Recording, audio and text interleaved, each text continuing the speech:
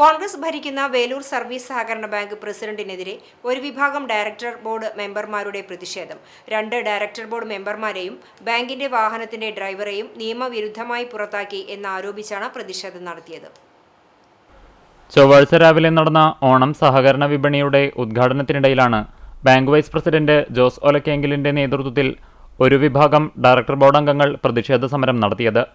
Bank president Suresh Mambarambil കൂടിയാലോചനകളില്ലാതെ ഏകാധിപത്യ നടപടികൾ സ്വീകരിക്കുകയാണെന്നാരോപിച്ച് 13 director board അംഗങ്ങളിൽ വൈസ് പ്രസിഡന്റ് ഉൾപ്പെടെ 7 പേർ പ്രസിഡന്റിനെതിരെ അവിശ്വാസ പ്രമേയത്തിന് നോട്ടീസ് നൽകിയിട്ടുണ്ട്.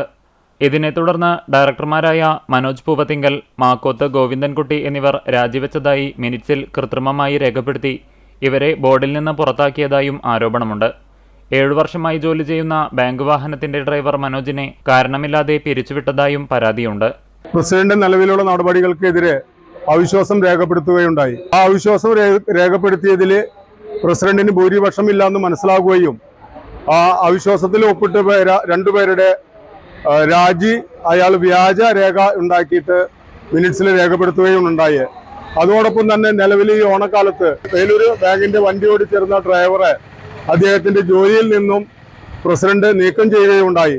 ഇതിനെതിരെയാണ് ഞങ്ങൾ ഇന്നിവിടെ പ്രതിഷേധിച്ചുകൊണ്ടിരിക്കുന്നത്. ഒട്ടും ഭൂരിപക്ഷമില്ലാത്ത ഒരു പ്രസിഡന്റാണ് വേലൂർ ബാങ്ക് ഭരിച്ചുകൊണ്ടിരിക്കുന്നത്.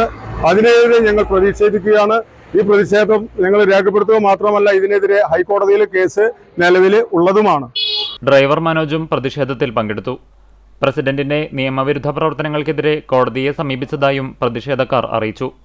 സണ്ണി വടക്കൻ, രവി വട്ടംപറമ്പിൽ, ഷൈനി ഫ്രാൻസിസ്, ജോസ് ഒലക്കെങ്കിൽ, മനോജ് പൂവത്തിങ്കൽ, മാക്കോത്ത് ഗോവിന്ദൻകുട്ടി, PR മണികണ്ഠൻ എന്നിവർ പ്രതിഷേധത്തിന് നേതൃത്വം നൽകി.